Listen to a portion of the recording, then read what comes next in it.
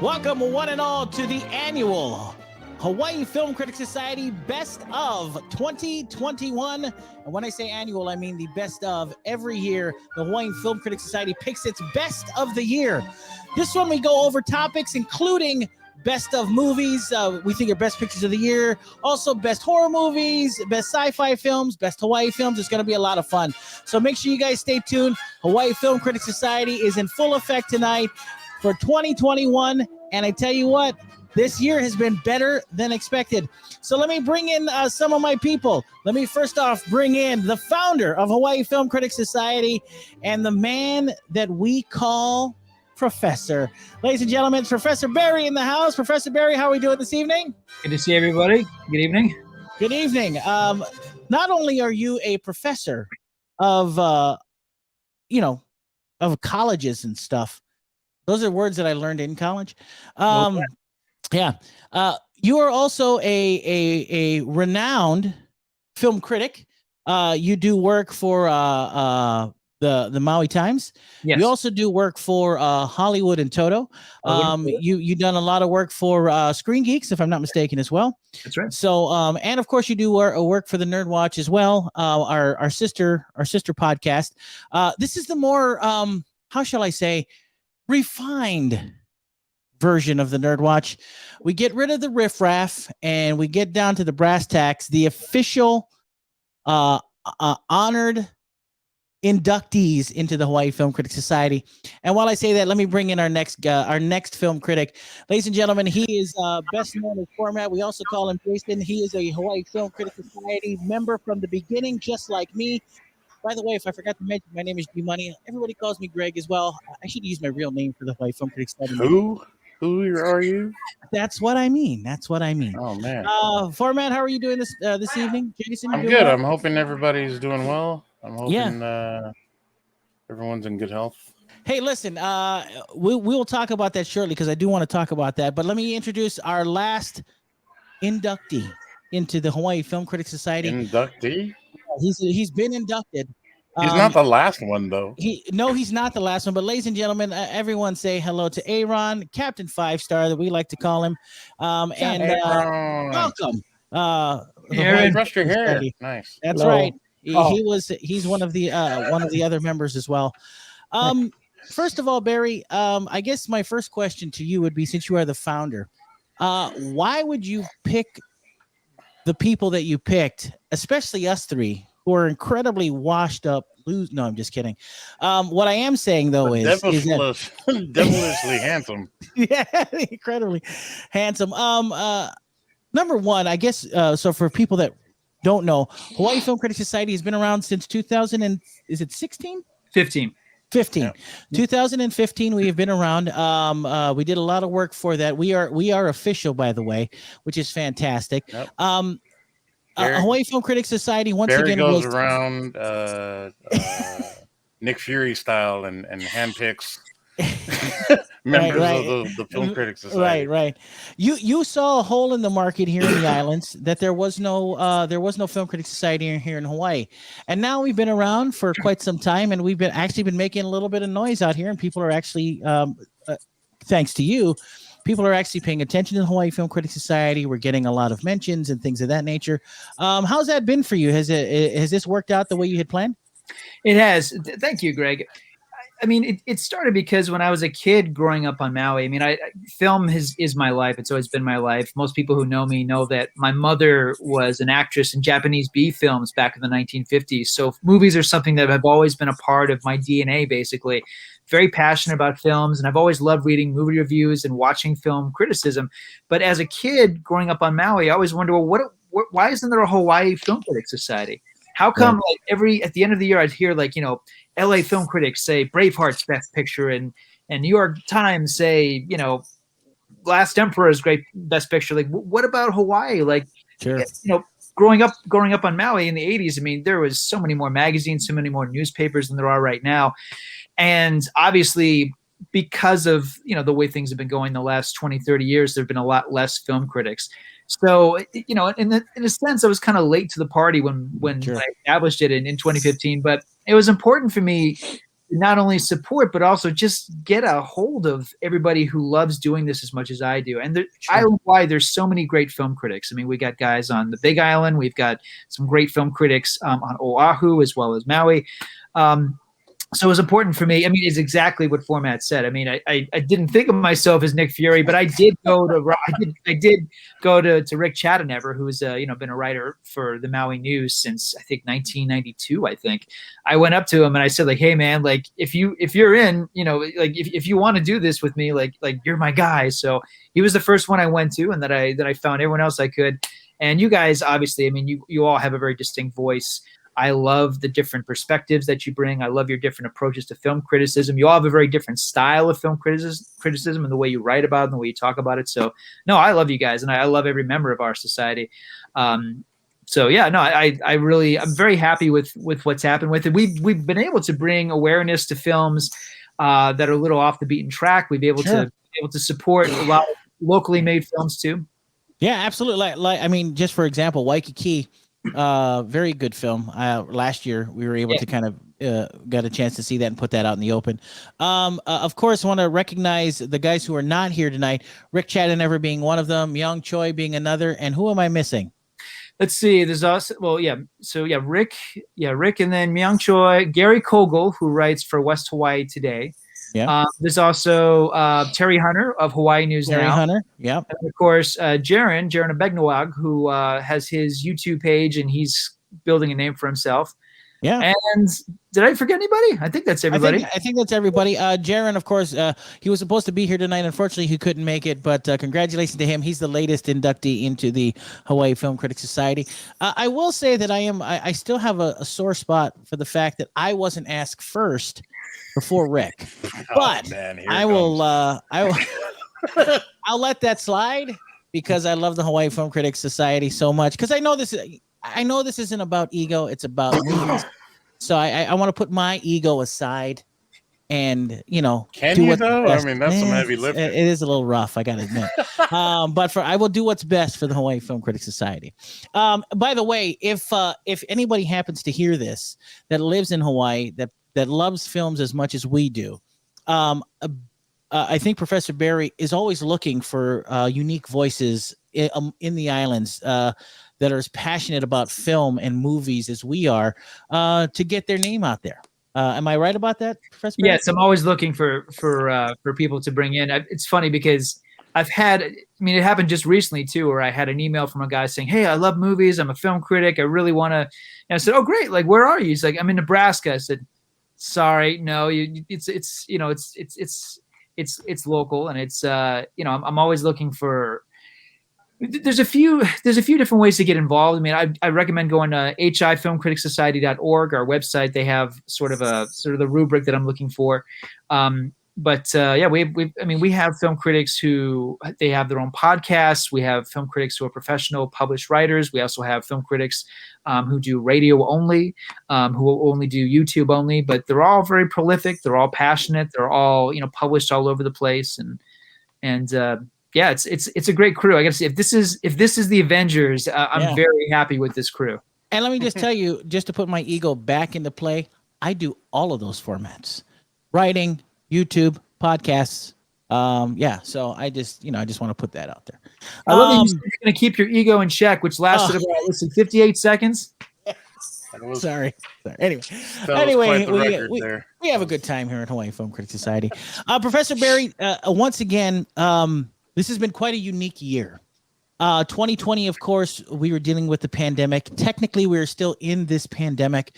I was pronouncing the death knell of movie theaters back in June of 2020. Yes, you were. You were. And interestingly enough, I will never say that I was wrong, but I will say this: something unexpected happened. Something unexpected happened, and it was announced by Paul Thomas Anderson, the great director of Boogie Nights and Magnolia. He said something very profound just, I think it was a week or two ago. He said that Spider-Man No Way Home was going to save movie theaters. Oh, and I think in some respects, I thought it was Paul F. And I think in some respects he was right, because Spider-Man No Way Home is already the biggest grossing film for Sony of all time. It has already gone over the $1 billion mark, and now I think that I think we might be seeing the resurrection of the movie theaters. What do you guys think? Am I right about that? I don't mean to disagree with Paul Anderson, who is a great filmmaker, but I think Godzilla versus Kong was the indication that movies were coming back, because this was March and the film made, I don't remember the exact, it was like 48 million. I mean, it was a crazy big number for a movie that was premiering day and date on HBO Max. So sure. I'd honestly give the win to Godzilla versus Kong, because wow. I mean, come on. I don't know how many people were really like waiting for that movie to come out, but the fact that everybody flocked to that film, it seemed, I mean, for me, that was the one, because as we know, when, in the early days of the pandemic, I mean, Tenet was not the one that brought people back. Nope. I mean, there's a long list of movies that we thought were going to, be the one. But I mean, it was Godzilla versus Kong. I mean, that movie opened like a summer film in March during the pandemic. It showed that the need was still there. The desire was still there. People still wanted this experience and treasured this experience. So I thought, for me, that's the earliest indication that this is still something that people wanted. Yeah, it is interesting, because there was a lot of in Hollywood, there was a lot of poo-pooing of the streaming of day and date movies. Of course, the last movie that we did get that was day and date, that is I guess that kind of ends it for 2021, was Matrix Resurrections, and we'll probably get around to that in a few minutes. But it seems like the numbers, at least from where we stand in 2021, that if it did well on streaming, it also did well in the movie theaters, which is the irony of it being the irony of it all. If it did well in the movie theaters, or did well in streaming, it did well in the theaters. So let's kind of unheard of for a long time. Oh, for 100%, absolutely. Yeah. So Barry, now that we've kind of established where we are, we're in this kind of, I hate to say it, but Spider-Man really has done a number on. I mean, we haven't done $1 billion movie in ages. It's been at least 2 years. So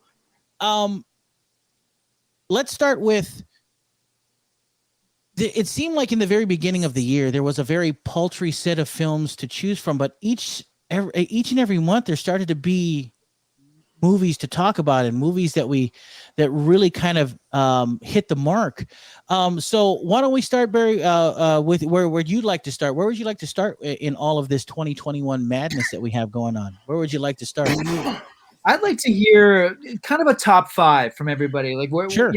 5 movies you're really excited about. And this isn't excuse me, this is not an indication of what your list is going to be like. I've got a couple days before I have to surrender my list to Maui Times. And I know a lot of you also have like lists you're going to get out there really soon for different publications and outlets. And of course, just to make sure everyone understands too, Hawaii Film Critics Society also has a list of films that we all vote on that will be the best of 2021. So this is kind of like a precursor to all of the critics of Hawaii Film Critics Society coming together and to vote on what are the best films of the year for the Hawaii Film Critics Society. And we can look forward to that, I would say, towards the middle of January or the end of January? Or January 6th is when I publish the nominations, and okay. I believe the 14th. I should have the number. I should have that right in front of me. Yeah, I believe the 14th is that's when we publish the official list of winners. Fantastic. So let me go ahead, Format. One of the coolest things about the way our Film Critics Society is laid out, because we have so many different voices and they have so many different viewpoints. Like, we're not like most others film critic societies where there's a guaranteed big hit that everybody piles in on. Like, sure. Everyone's gonna have their own top picks. So yeah, just something to keep in mind when people are like, what, why didn't they pick this over I actually agree with Format on that, because we do pick some very unique films that no one would pick. So and I think I think that's a lot of that's the fun thing about the Hawaii Film Critics Society. And we're not uniform. Everybody has a different opinion, a different take in it, and we let our unique tastes kind of rue the day for Hawaii Film Critics Society, which is fantastic. Speaking of ruining the day, let's go to Aaron. Aaron, you are our you are our resident. You write. I don't know how you do it, but you write way more than I do. Number one, I think you write more than Professor Barry does, and Professor Barry writes a lot. I've seen him finish movie reviews in the theater. Yeah, like while the credits are rolling. I do take notes in the theater. Yeah, yes, he does take notes in the theater. But I read all my reviews on my phone, so that's pretty much why I can get them out so quick. I don't know how you do it. I'm surprised you don't have arthritis in your thumbs, pal. Always, yeah, it's crazy. I don't get it, but I mean, good on you though. You keep up. You keep up a lot, and so good on you. I wanted to know, Aaron, since we're going around doing top fives, what are your top five for 2021 so far?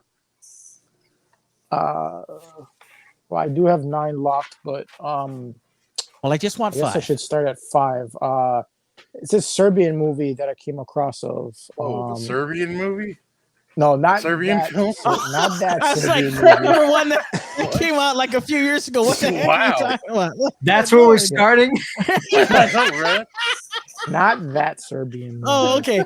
Not a Serbian film. Okay, fair enough. Yeah, it's a Serbian movie, but I found it on Vudu as an early access. It's one of the early access ones. It's called Dara of I hope I'm saying this right. Jasin Ovak. About my ears are being really offended right now. I'm looking. Did you say Darren? Dara. Dara of Jasinovac. Dara of Jasinovac. Yes. Yeah. Yes. About the Holocaust camps and all that. Yes, that's right. Now I remember Dara of Jasinovac. Fine summer jaunt. Wow, goodness. Is it a movie or is it a doc or what is it? No, it's a movie. It's a subtitled movie. I don't know. That movie stayed with me. So wow, incredible. I saw it very early in the year. February. Yeah, matter of fact, I think it was made in 2020 and released this year. I know what you're talking about now. I think it's a film by 101 Studios or something. So Dara of Jasinovac, that's the one. So that's in your top 5 already, huh? Yeah, that movie has stayed with me since like February. Wow, incredible! And it's a very powerful movie. And it's a World War II Holocaust film. Yeah. Oh, okay. So you got it. So that's in your top 5 already. Yeah, you can find that on the streaming on like Vudu and stuff. Okay, I'll check that out. It's pretty powerful. I got Tragedy at Macbeth at 4. The one with Denzel Washington. Yeah. I have been looking forward to seeing that. Has the embargo been lifted on that, by the way? Can we talk about that at all or not yet? Technically, it's in limited release, and I think it's. Do you know, Aaron? It's supposed to be on Apple TV. I think January the 14th. I think. Yeah. But that's the thing. I messaged the Apple guys, and they said you can post Christmas week. Oh, nice. Okay. Because it's being released limited theaters on Christmas Day. Mm. So I had to double check with them, and they said Christmas week. Now this is a film that was done by Joel Coen, not the Coen brothers. This was just done by Joel. Is that correct? That's correct. Yeah, solely. And to give us an idea of what it's about, what's the premise? I mean, I know what it's about. For those that are listening, what's the premise, and what should we be expecting when we walk in to see Tragedy at Macbeth? Well, so far it's the best adaptation I've seen of the play. It looks like it's filmed on a set, which it is, but then at the same time it has a real studio look. So I don't know how he pulled that off. Like you can tell. Yeah, go ahead. No, I mean, like all you can tell it's filmed all on the set because it was filmed during COVID. And I think he tried to give off that stage play vibe, but he still makes it look like this epic size motion picture. He fills it with sword fights in the middle, and it's gorgeous. It's like one of the most gorgeous movies I think I've ever seen. Now, all black and white. Is it done, because I haven't seen it yet and I really want to? Is it done in the traditional Shakespearean English? Yeah. Yes. Ooh, nice.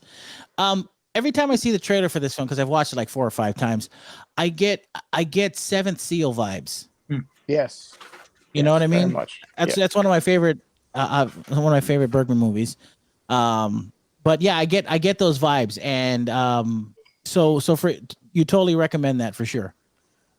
I have a feeling that you and Barry would really enjoy this. Barry, you haven't seen For it yet? sure. I thought you did. Not yet. No, it's on my list. I've got, we've currently have 48 hours before we're done voting for the year. And it's in my stack. Yeah. Did you finally get the screener for that digitally, or did you actually get a physical copy? I got a link for that one. Okay, fantastic. You may have to share that with me because I want to watch it. Because I never got anything yet. Anyway, what else is on that list? Top 3 or number 3? Power of the Dog. From Netflix. I did get to see that on Netflix. That's the Benedict Cumberbatch film. Yeah, I'm rooting for him to get nominated. With Kirsten Dunst, of course. And that film. Did you get the chance to see that, Professor Barry? I did. Yes. Format, did you get to see that on Netflix? I did. Yeah. Do you guys have this? Do you guys have? I'm hoping. Do you guys have the same critique of it as? Did you guys think it was pretty excellent? You go ahead, Format. I'll let you go first. I thought it was okay. I wasn't like amazed by it. Like I thought it was good for what it was, but I've seen Cumberbatch do better. I don't know if that's just like a symptom of the writing or what, but like I liked it overall. I did like the movie. I just thought there were better. I don't know how to word it. I thought there were better options out there as far as like a top film or whatever. Interesting. Barry, what do you think? That's a Emperor's clothes sort of situation for me, because I would have forgotten I'd even seen the film had not everybody keep mentioning how it's one of their favorite films of the year. It didn't stay with me, and I love Jane Campion. This is her first movie in years. Whether we're talking about Sweetie or In the Cut or The Piano, I mean, she's or my favorite, The Portrait of a Lady. She's a brilliant filmmaker. This one has not stayed with me, and I agree. Like Benedict Cumberbatch's performance is excellent.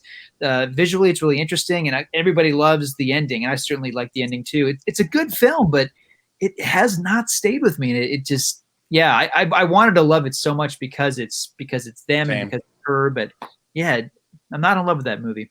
Interesting. I really did want to enjoy it, but at the end, I don't know. It just didn't do it for me. Yeah. I would say that I probably liked it more than you two did, but I do understand where you both are coming from. I think Benedict Cumberbatch, unfortunately for him right now, he seems to be beholden to Marvel because he's doing a lot of Doctor Strange stuff. So it's hard to see him in anything else right now. I mean, goodness gracious, it's hard to, this was the guy that wasn't a film that I don't think gets enough recognition like The Current War. You know what I mean? So I mean, I really like that movie. A lot of people didn't. He's actually been in a lot of movies this year, though. Oh yeah, he was. He's been in a lot. I mean, this is Power of the Dog seems to be one of the films that's being highlighted. But you're right, he's been in quite a few movies this season. I don't know how he does it because I mean, like, there's a ton of those acting credits are to Marvel stuff, but there's like doubly so of other movies, and it's like, how did you pull that off? No kidding. I completely agree with you 100%. Aaron, what else is on your list there? Number 2. This movie I really fell in love with. I've watched it. I think I'm like at my 5th watch already. Wow. It's Belfast. Wow. Yeah. Interesting. It's like this year's Roma. I mean, granted, I'll admit it's not as great as Roma, but it's still That's really exactly the way I saw it. I was like, this feels like this year's Roma. It does. But you know what's interesting about that is that I too watched Belfast. That is the film directed by Kenneth Branagh. Jamie Dornan also stars in it as well. It's about life in Ireland during a very tumultuous time between the Protestants and the Catholics. I really like Belfast, but what I think I really did, but there was something that was missing in this movie, and not to compare it to Roma because everybody does, but it's missing the magic that Roma had in it. It was missing just that there's this magic in Roma. And I think that this film Belfast was missing it. I really enjoyed it. I thought the kid was a little too sweet for me, but I mean, but other you than hate that, children, so that's fair. But yeah, Barry, what did you think of Belfast? I didn't like Belfast. I did not like that movie. Wow. I thought it was painfully corny. I thought it was really maudlin. Definitely maudlin. Yeah. It's very maudlin. I mean, there's a lot of better films that are similar. I mean, there's, if we're going to talk about a gritty film about the troubles in Ireland, I would say look at Kess. If you're talking about a movie about war from the point of view of a little kid, I'd say look at Hope and Glory, the John Borman film. Yeah. It reminded me of too many of the films I wish I was watching. There's so many cutesy reaction shots. Yeah. I couldn't get, it always felt like a movie to me. And I do love those scenes where the characters are actually in a theater. I thought those scenes were really lovely. Those are great. There's wonderful stuff. Branagh is a fantastic director, even when the material isn't top grade. I mean, this is another one. Like, I wanted to love it because I know it's such a personal film for him, and it was a really brave film for him to make. There's a lot of admirable things about this movie, but I just didn't care for it. I would actually recommend the film 67. You guys remember that? I think so. Yeah, if you want to watch something about the tumult in Ireland at the time between the Catholics and the Protestants, check out Jack 67. O'Connell? That one? Jack O'Connell, yeah. I that one's a little tougher watch. It's definitely more dramatic for sure, very intense. I think I'd recommend that more than Belfast. But I mean, I kind of agree with Aaron. I did like it. 2021 film? No. What I'm saying is, if you wanted to watch something about Ireland, check out 67. It's a better film. Aaron, what is that? Was number 2, right? Yeah. All right. So what is the number 1 pick? Drum roll, please. This movie's so good. It reminds me of Little Miss Sunshine. It's like, okay, here's what I want. I want to make sure before you tell us this. If it's not Ghostbusters Afterlife, you're out of the Critic Society. No, I'm just kidding. Damn. I'm just kidding. What was it? No. No Time to Die. Are you No. Word? Are you serious? No. I just know how much you hate that movie. Man. It's an Apple TV original. It's Coda. Oh, yes, I did get the chance to see Coda. I love that movie. What's with that one Marley about? Matlin? Yes. Yeah. I love that movie. Yeah. It's very interesting. It was in your best picture list. I don't know if I'd put mine there, but I did enjoy Coda for sure. I don't know. It feels like that surprising treasure of a movie, kind of like Little Miss Sunshine.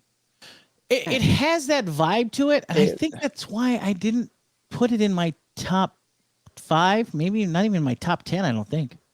I don't know, but everybody in that movie is so good. No, I agree. Did you get a chance to see what's it, his Barry? name? Who? That Mexican actor, the one that's always in like pretty bad roles. Diego, what's his name? Diego Luna. No. The guy, he's in Dora the Explorer movie. Oh, and the How to guy Love who's- a Latin Lover.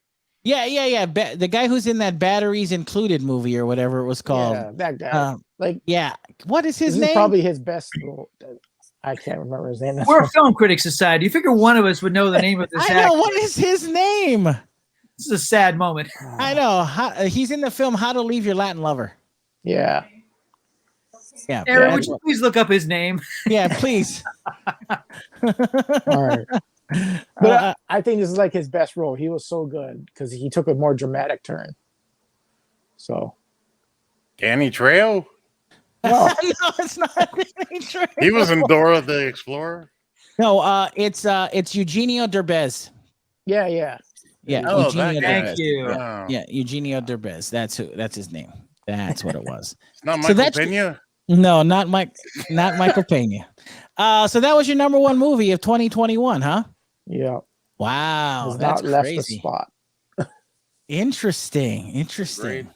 That's a great list, Aaron. That is a good list. Format, do you have a top 5 for 2021 so far? I mean, remember, these are all tentative. These can all change. Yeah.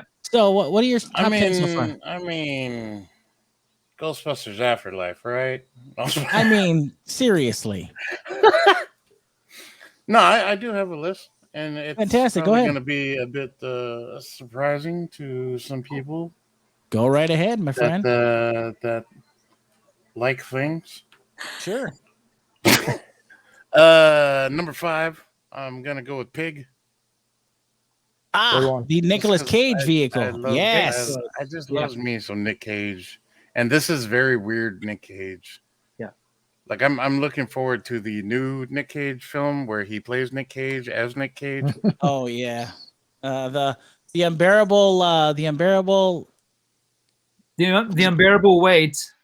of massive talent. That's it. Yeah, that's the one. Can't wait. I mean, It looks great. it looks excellent. It looks so like the Nick Cage vehicle. No, you're right. I agree. Let's see. Number 4, Encanto. Oh, you liked Encanto, huh? I did. Wow. It Wasn't expecting that. Yeah, I wasn't either. It's actually a lot better than I thought it was. I don't know if it's because my youngest is really heavily into it, and so it's been force fed into my brain like a billion times a day. But it's very addicting, and it's a nice story. I liked it. Animation wise, it's amazing. Like a lot of what they do in there, whether it's hand drawn stuff or CGI, is it's Disney, so you can't really scoff at any of that. Like I've seen them do worse here, but it's really nice in this movie. All the songs are very. I think that's the only drawback I would give it, is that a lot of the music feels very Lin-Manuel Miranda-ish. Isn't it written by Lin-Manuel Miranda? It is, but Okay. you'd think he'd branch out. Like it just feels like, oh yeah, Lin-Manuel Miranda wrote this. Yeah. That's true. Good point. But yeah, then that's that.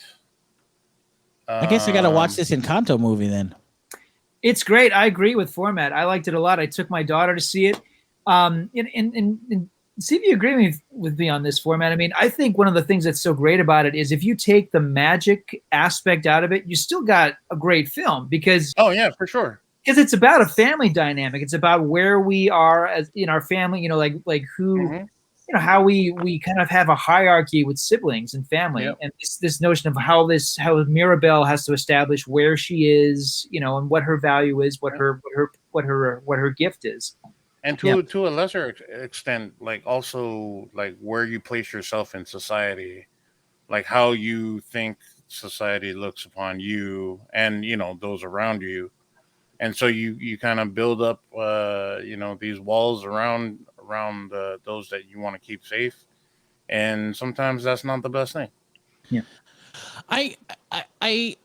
I've read, or I guess there has been comparisons to, and I don't know if they're fair or not because I have yet to see Encanto.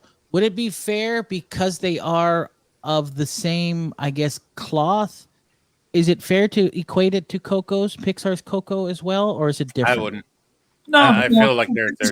This is Colombia, and it has its own very distinct feel. And Coco is, I think Coco is also a strong film, but a very, very different film. Deals with the idea of, I mean, Coco is a spiritual film. I wouldn't say this is a spiritual film. This is using magic as a metaphor for family. Oh, gotcha. Okay, I'll check it out. Yeah, I definitely recommend you do. I believe it's on Disney Plus already. I think you're right. It is.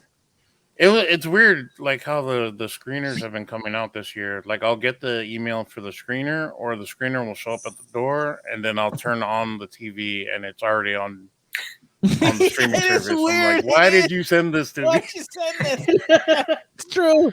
It's so true. Let's see, what else did I have? The Harder They Fall. Nice. Yeah. That was such a great ride.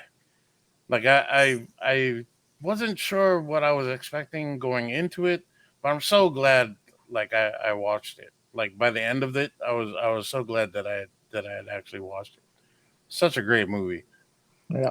It's well put together too. Like the audio, the cinematography is on point. There's so many little hidden nods to other things. There's a nod to Chadwick Boseman that's in the movie that is so quick that if you weren't looking for it, like you just miss it, and it's kind of a shame because it feels like the type of movie Boseman would have been down to do. So to not have him present for this one and still present for this one, it just kind of hits all the right points. But the movie itself, just the right amount of action. It's written well. It feels, even though it is technically a period piece, like it feels like the writing is correct for that era. Sure. The costume designing is amazing. I don't have much more to say about it. I just really enjoyed the ride. There's just so many things in that movie that melts together so well. Yeah, right. And that good. And that soundtrack is killer too. Yep. Well, I disliked it immensely. Right. Yeah. I am one of the guys that my criticisms about this film are I think I've told Professor Barry about it, I guess, but I have some very serious criticisms of The Harder They Fall because I really wanted to love this film. I really did. I thought the opening was so strong. And I was in for the ride. I just, I wished I really enjoyed how they set up Idris Elba and his gang. I just didn't feel they did that for the guys on the other side that they were going up against. I never felt the camaraderie between those guys. And I was really, and like I said, there was some really cool ideas in this film that I really wanted to latch on to. And I thought that there were problems with the editing. I thought there were problems with the story. And I really think that there was something there. And this was the guy who's leading this film is the same gentleman who was in The Five Bloods. He was the son of Delroy Lindo in The Five Bloods. Right. And he's a good actor, by the way. I really like him. He's a great actor. This film didn't connect with me like I wanted it to. I really liked Idris Elba. The finale, I think the finale, it should have ended the way it did, but I think the revelation that we get in that film should have come a lot sooner to the protagonist so that we could have went along with that journey with him and kind of feel that as an audience member. But I think that revelation should have come earlier, and that's one of my bigger criticisms. But overall, I thought it was stylistically cool. It was off. That was off the hook. You're right. I think that the soundtrack was fantastic. I think that, and once again, I don't want to criticize it too harshly because I think the director, James Samuel, or is it Samuel James? I can't remember. I think it's Samuel James. Samuel James, is it? I believe so. I think this is his first big film, and I think he's going to be a voice in the future. I can't wait to see what his next film's going to be. So did you know he's Seal's brother? Is he really? Wow. Yeah, Seal. Wow, that is Seal crazy. wrote a new song for the movie. In fact, I did not know that. Yeah, they're brothers. Crazy. Those are the kind Do you of like the details. movie more now? Listen, if he wrote a rendition of "Kiss from a Rose" and put it into "Harder They Fall," I would have been on board for sure. Barry, what did you think of the film? I'm still blown away by being. I mean, what a tough gig being Seal's brother. Like, well, what do you do? Well, you're into my brother. His name is Seal. Mm-hmm.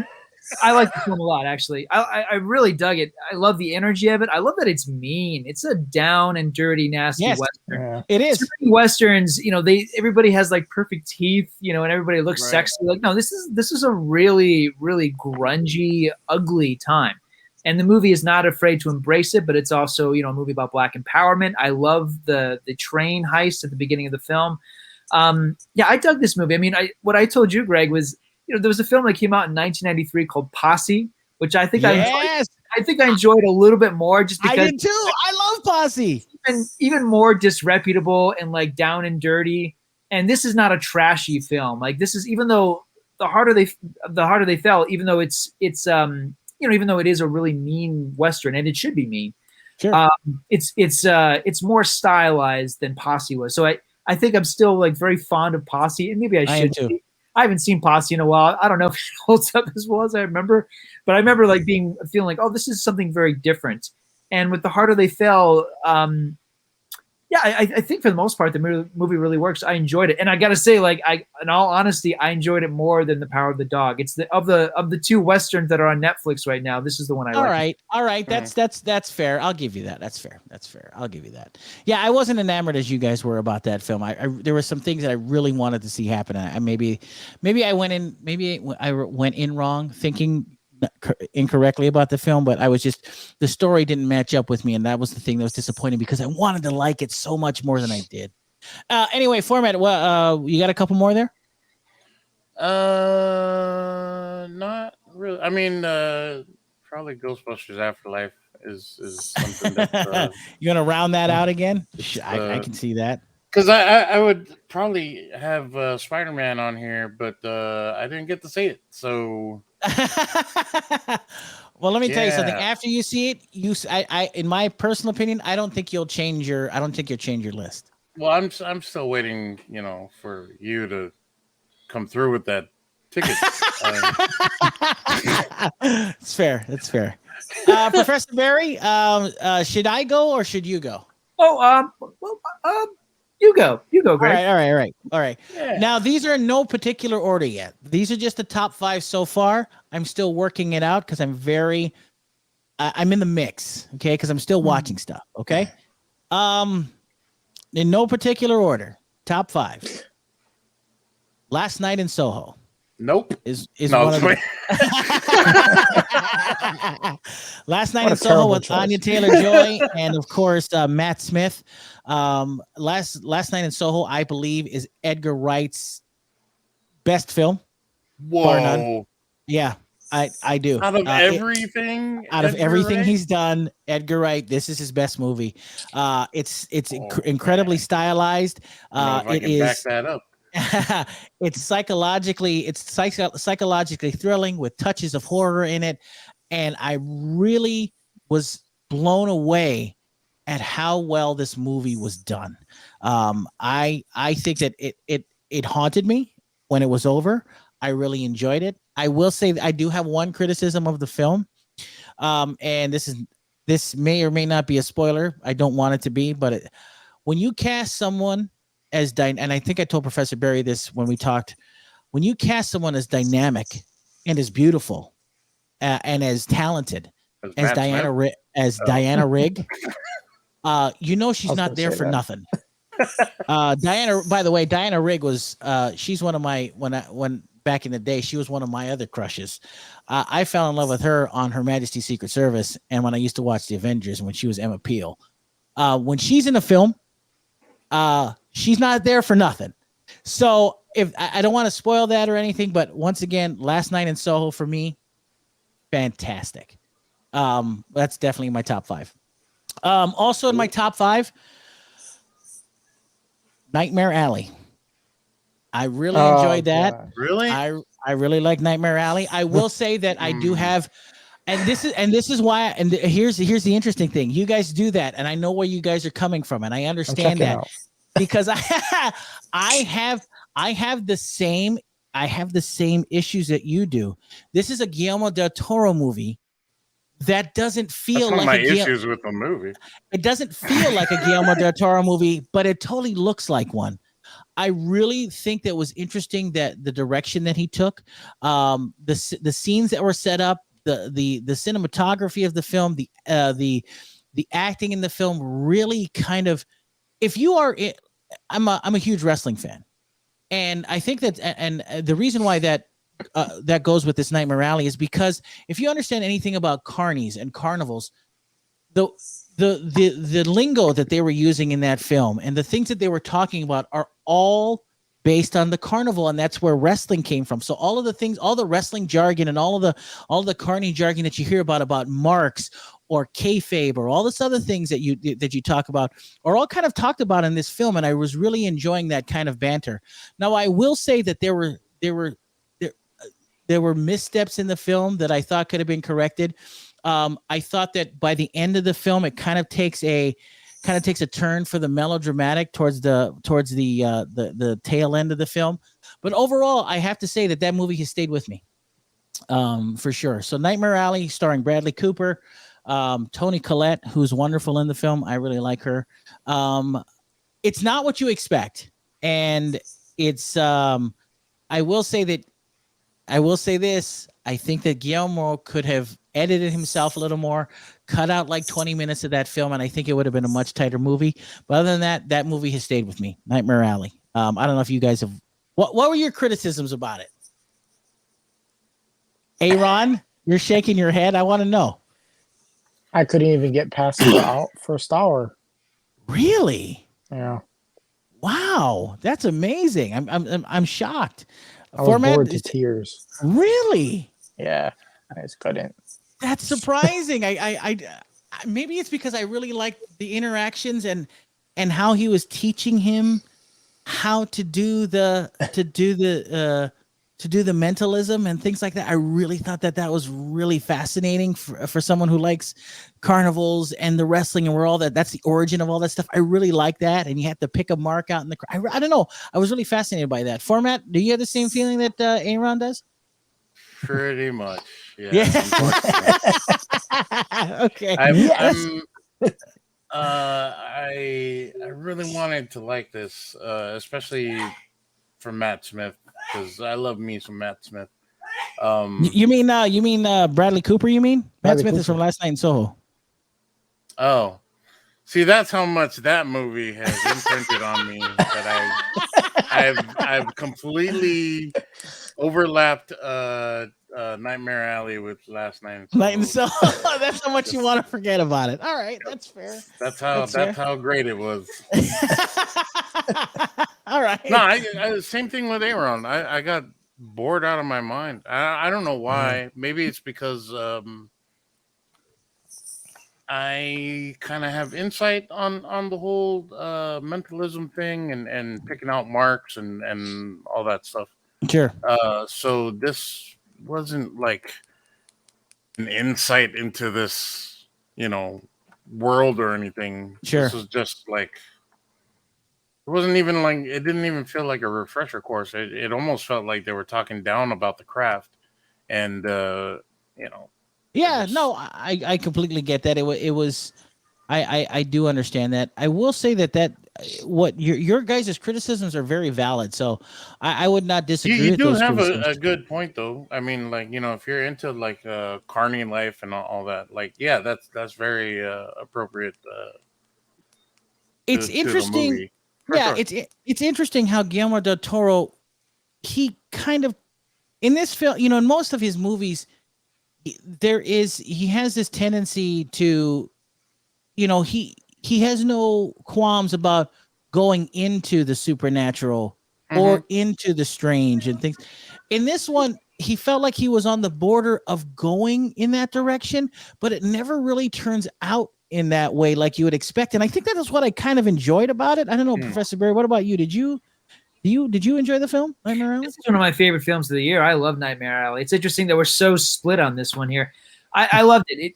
It really pulled me into this world. I love this world, and I found myself hypnotized by these scenes of these great actors just showing us who these characters are. David Strathairn's character, the mentor, my favorites. I loved all of his scenes. I love that the movie it's basically two films for the price of one. You've got the Carney film, which is its own thing, and it's full of this really haunting and demented imagery. And then we get to the second part of the film, which is full-on film noir.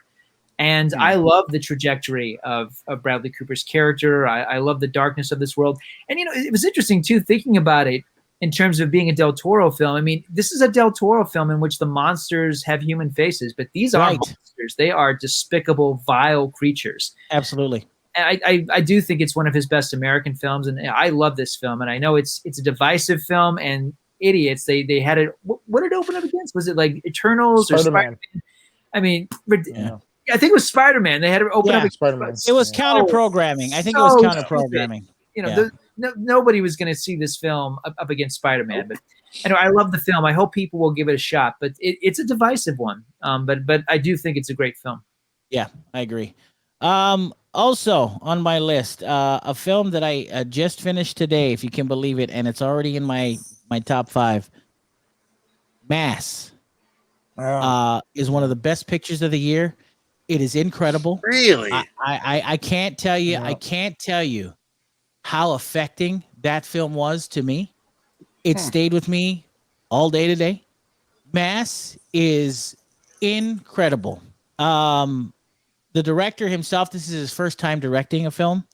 There is something incredibly intense, terrifying, haunting, and in some respects redeeming in this film. And I got to tell you something. Jason Isaacs, Ann Dowd, and Martha Plimpton, and is it Bernie? His last name? Bernie. Yeah. Bernie. It's incredible. It's as if you are just an observer in this situation, and you just can't take your eyes off of it. The way it was shot was incredible. It's completely uneasy. It's completely disconcerting. The camera just doesn't. It never rests. I don't know if you guys noticed, but this in Mass, the camera never rests. It changes aspect ratios, which is also kind of an interesting way to tell a story. But yeah, the camera never rests. It always seems like it's not on the right shot, and I think that's intentional for you to be off your. To kind of for you to feel as uneasy as everyone in that room. I got to tell you something. It was unexpected, but Mass was incredible. And I got to tell you something. There were several times in that film that I broke down incredibly. And I have to say that it was incredibly powerful. I recommend anybody to see it. It is without a doubt one of the best pictures of the year. And I personally don't think that it's going to get the recognition it deserves. I don't think it's going to go anywhere this year, unfortunately. But I think Mass, I think Mass is incredible and needs to be seen. What did you guys think? Aaron? I didn't see it, so I don't know. Format, you do yourself a favor. If you've got a 95, for an hour and 45 minutes, you need to see this film. It is incredible. Aaron, what'd you think? Well, for me, it was an even better experience because I had no idea what this movie was. And I agree. Don't go in there. Don't read about it. Yeah. I'm 100%. Don't watch the trailer. Don't watch the trailer. Don't go in there completely cold. Agreed. I think the most I seen was Barry posted his review, but I didn't read it because I hadn't watched it I did not read Barry's review either. Yeah, and I had no idea what the movie was about. So when I got the screen, I was like, what is this? I watched it just like you. I was completely blown away. Yeah. But I love movies that have like actors in one room because it really showcases. And that is what's beautiful about it is that this was a movie that required actors to act. Yeah. And I really appreciated that.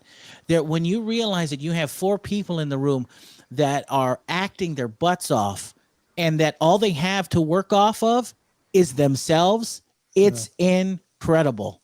And I agree with you, Aaron. And they're given like this fly on the wall, viewing experience.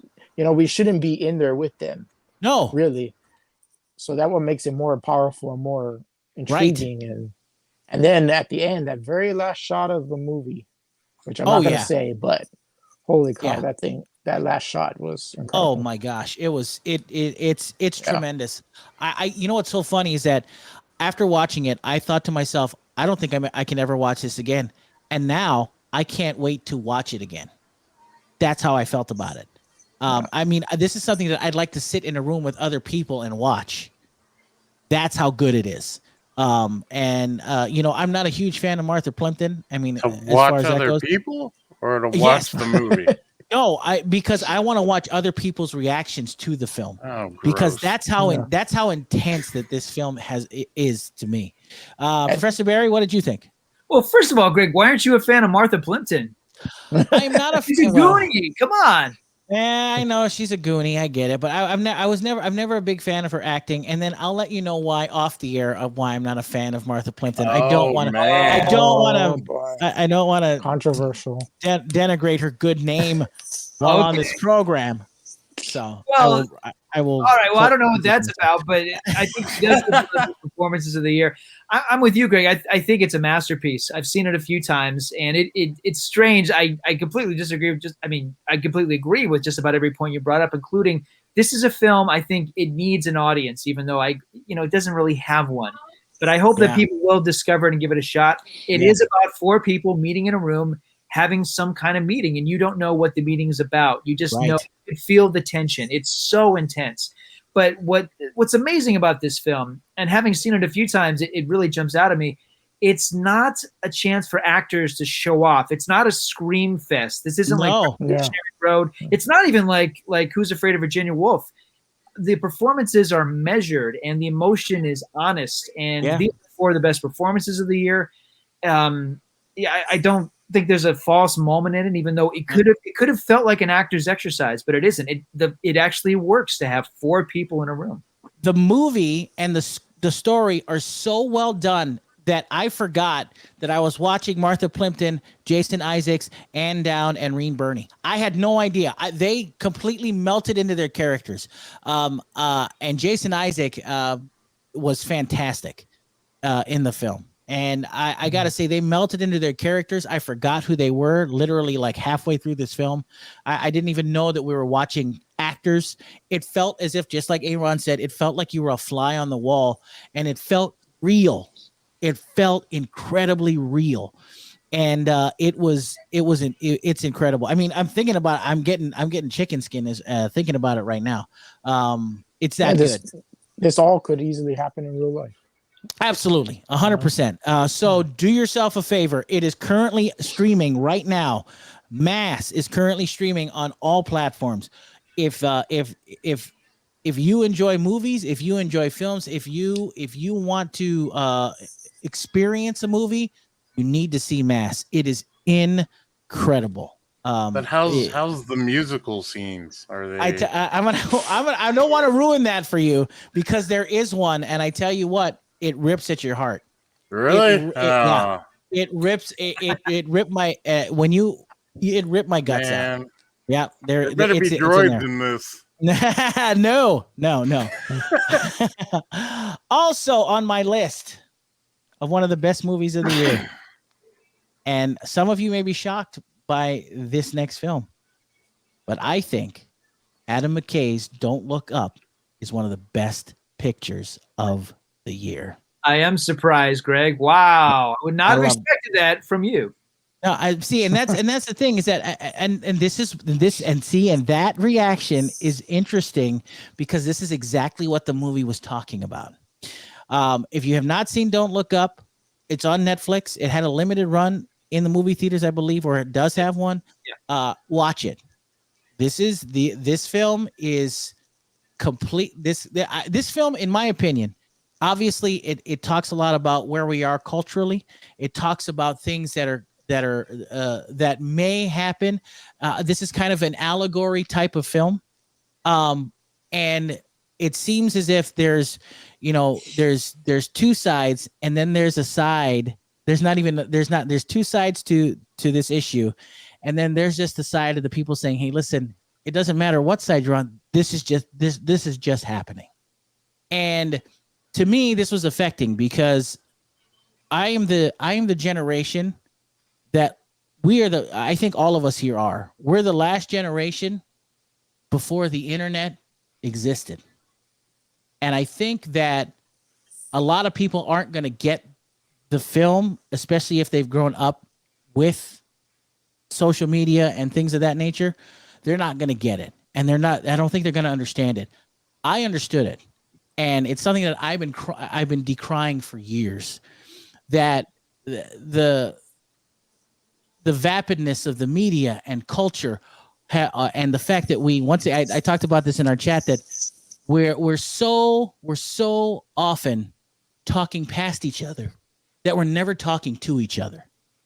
And it's incredible. And like I said, this is the guy, Adam McKay's the guy who gave us a few years ago The Big Short, which I thought was another great film.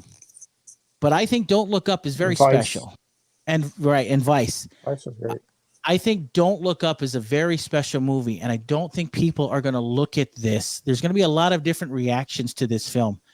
And in my opinion, I would like to discuss this with everybody who's watched it and go over it with them, because I think Don't Look Up is phenomenal. Isn't it about an asteroid? Have you not seen it yet? No. Okay, let's put it this way.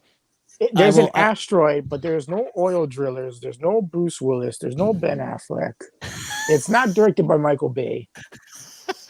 So I have no intention of seeing it. Wow. Okay. That's fair. All right, give it a shot. I'm telling you right now, it is Don't Look Up is a critique of people that come down both sides of the aisle.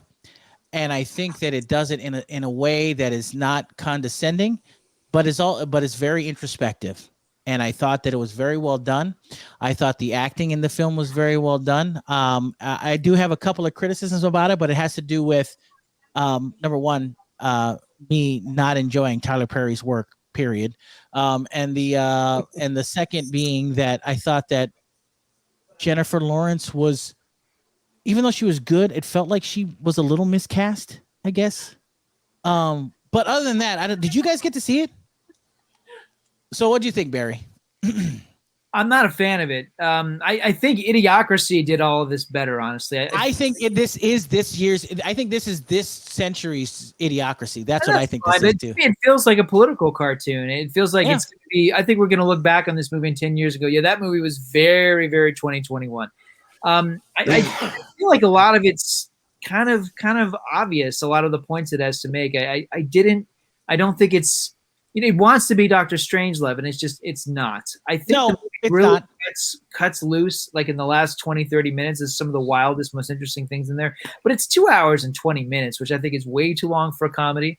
I don't think the all-star cast is particularly well utilized. I thought Meryl Streep barely has a character to play. It was strange that she would want to play that character, let alone that the character would just be kind of a one-note dope and nothing more.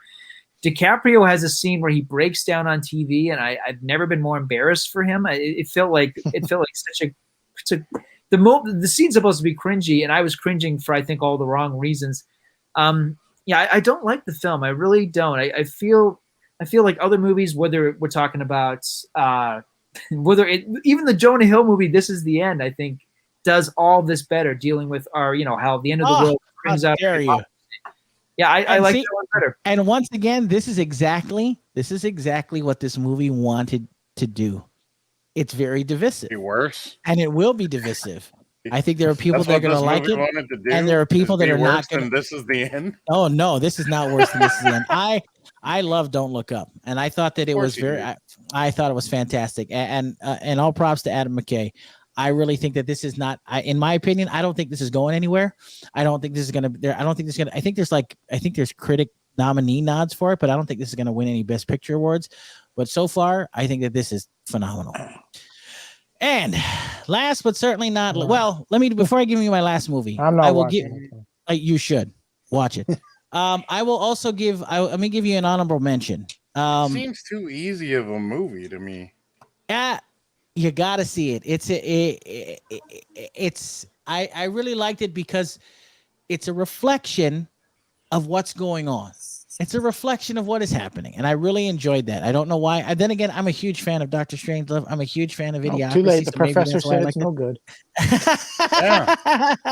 Easy. Scratching it off I mean, my I watch would have list. seen it already if it wasn't in the title to not look up. So I was like, okay, well, I guess I won't watch. Well, you should. It's fantastic. Honorable mention: a film that is currently on Amazon Prime that was sent to us, starring Adam Driver. My honorable mention is Annette. Did you get to see that, Barry? Yeah, I love Annette. Love it. Yeah, Annette it's crazy film. Crazy. It is incredibly crazy. Highly recommended. Would it be fair to say that the less you know about this, the better too? Or you know what? Yes and no, because it's so bananas. I mean, this is a movie where there isn't a single moment in it you could predict. It's that. Yeah. I mean, this is a mild spoiler because seeing this movie and talking about it are two very different things. But this is a movie where one of the characters is played by a marionette, and the movie is not kidding. It's bonkers. It's a bonkers movie. Yes. It's a brilliant deconstruction of a musical, but it's also a great musical. Yeah. I took this movie, but oh man, it's not for everybody. Yeah, no, I agree with you 100%. But I that's why I put it in honorable mentions. So is this like the Funicello biopic? What is this? No. I wish. Yeah, and that stars Adam Driver. It's currently on Amazon Prime. I highly recommend it. Watch it if you want something different. This will blow your mind. Yeah, your whole list has been things that were different. Yes, very. And last but certainly not least, this is not different at all. Because this, if there's a movie that emotionally cut me, and made me nostalgic, it's this film. All right, No Time to Die. You wish. Ghostbusters Afterlife is one of the best movies of the year. I loved it. I loved it. And it's not because it's perfect, because it's not. It's not because it's the Ghostbusters. It's because it was so. I think that it did something that a lot of movies are afraid to do anymore. It concentrated on family. It concentrated on what made Ghostbusters great, and it pays enough homage that I felt like if it ended all now, we could call it a life for Ghostbusters. So I think that I think it was fantastic, and I can't say enough things about how good this was. So, and I think that one of the people that should at least get a nod, I mean, as far as Oscars go, is McKenna Grace. I think she was fantastic in this film. I wouldn't mind seeing her get recognized for her work in this film because she's fantastic. And so for me, Ghostbusters Afterlife is very special. And I think that if you have not seen it yet, you will get your chance in less than a few days, because on January 4th it comes out digitally. And if you have not seen it yet, you should. Ghostbusters Afterlife is in my top 5 as we speak right now. So yeah, I absolutely adored Ghostbusters Afterlife. So that's my biggest mainstream movie of my top 5. I'm assuming I think everybody else in this chat or everybody else on this show liked Ghostbusters Afterlife, I hope. Oh yeah. Well, I do have Todd on the line, so well, you tell Todd Bernardi of the Nerd Watch he is not invited because he is not a film critic. Barry, what did you think? Because we never really got to talk about Ghostbusters Afterlife. What was your thoughts? Well, I mean, I think for one thing, I agree with you. McKenna Grace's performance, I think one of the great things is the movie was designed to be her story. I thought that was such a great idea. This is it's like, no matter what, it's her film and it's her character and it's her character's journey. I thought that was a fantastic idea. I love that it recreates the very drawl, deadpan tone of the first film. Which is not an easy thing to do, because even though they've got the Elmer Bernstein score, which is great to hear again, and the special effects look like the Richard Edlund special effects from 1984, which is also amazing. But it's the tone. They actually capture the tone of the first film, which I thought was just I thought, how do you even do that? That's amazing. I think the movie really works. It's not perfect, but man alive. I mean, everyone I know who's seen it is completely in love with it. And who would have thought? Who would have thought this, this belated Ghostbusters 3 would work? And it does. It works so well. It's so good. I want there to be more. I'd be happy for a new Ghostbusters series to pop up because of this. Can I ask you a couple questions about Ghostbusters Afterlife? After watching Ghostbusters Afterlife, do you guys believe that? And I don't believe this, but some people do out there. Did they retcon Ghostbusters 2 out of the canon? Yes. Yeah. Oh, Okay, yeah. okay. Ghostbusters 2 does not exist in this world. Yeah, I don't. People have said that the slime, the presence of slime in the cave somehow connects it, but I don't think so. I think this is a world where it's Ghostbusters and then Afterlife. But then the thing Interesting. is, Jason Reitman says he knows, or he has a way of how to bring back Vigil. The So I Carpathian? don't know. Yeah, he said that Nice. in interviews after it got released. I tell you what, I really think that I think that Ghostbusters 2 is overly criticized. I think it's a very enjoyable film. I mean, it's nowhere near fun as good as movie. Ghostbusters, but it certainly is a fun movie to watch. I go back to that one a lot. I mean, I actually go back to that one more than Ghostbusters. But I love it, and I think that now we're finally getting.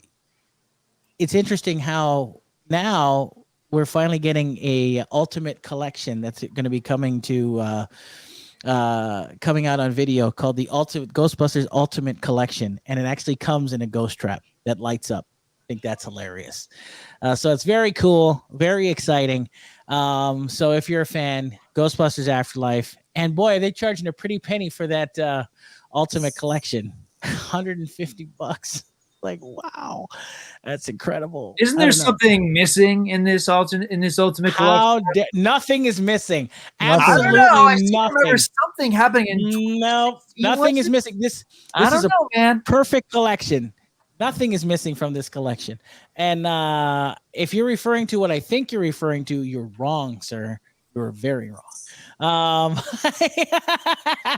Sony gave in. Yeah, well, that's I have heard that as well. I think there'll be a digital code for the movie that shall not be named. Yeah. But I will say that not be named. that's What? right. Do you? To some director. The movie also called Ghostbusters. Hey! We'll just refer to it as Wow. Answer the Call. We won't even refer to it as the other name. But I will say this. Well, that's the name. So It's Answer the Call. Let's just call it that. I will say that it's Ghostbusters Answer the Call. A lot of people are saying that it should have been included. I feel differently because I remember in 2016 that they were saying that when they were doing interviews, and Paul Feig and all the rest of these guys were doing interviews, were saying that this was not part of the universe. They were saying that this is a different thing and that we didn't need that. Remember that? That's what they were saying. So I think that they did not need to be part of this collection because they had put themselves separate from it in 2016 when this came out. So it did not need to be part of this collection. But unfortunately, Paul Feig wanted to cry about it, and so they gave him a digital code, which is actually even more insulting, which I think is awesome. So, yeah, you can tell I hated Ghostbusters 2016. I thought it sucked. Did you? Oh man, Yeah, I hated it. You couldn't tell. Sony's basically saying. Man, Sony's basically saying here, $150 and free with purchase. Free with purchase. Ghostbusters Answer the Call. To be fair, a couple of weeks ago, that Ultimate Collection before the announcement of the digital code, it was $90. Yeah, it was $90. Now it's $150. So that digital code has made it made it more valuable. It's incredible. Anyway, Professor Barry, please, it is now time. The man who is the founder of Hawaii Film Critics Society, your top 5 of 2021 so far. Well, one of them is a film. It's the directorial debut of none other than Questlove, the documentary Summer of Soul. Summer of Soul, which is on Hulu. Oh my gosh! This is, of course. Let me see. I got it right here. Let me make sure I get it right. Yeah, the Harlem Cultural Festival of 1969. This is something. This is footage that has been lost for 50 years until now. And it's not just that it's a great musical documentary, which it is. I mean, there's a performance of Nina Simone, which is absolutely incredible. What's so remarkable about this movie is that it basically, I mean, it's one of the best stories of Black history of the 20th century. From the perspective of everyone who is a concert goer and a part of this concert, I don't want to yammer on and on about it. It is available on Hulu. It's a fantastic documentary. Yeah, I agree. You know, I love good music documentaries. Last year, Spike Lee did David Byrne's American Utopia. I love these kinds of films, and this is a masterpiece. This is a film everybody needs to watch in February, if not much sooner. It's a great film. Watch it right now on Hulu. One that I was really surprised that I love because I don't like the director. I feel like he peaked and then he made a bunch of movies I don't like. It's Joe Wright's film Cyrano. This is the guy who, you know, burst out with Pride and Prejudice in 2005, which I thought was great. But since then, he's made Atonement and Pan and Anna Karenina, but just a long list of movies I really have not really cared for. But this new film, it's a musical based on Cyrano de Bergerac. It stars Peter Dinklage, and the idea, of course, that, you know, it's no longer about the fact that Cyrano has a long nose. Now it's the fact that Cyrano is a little person. Right. And weirdly enough, the angle completely works. It's not mawkish.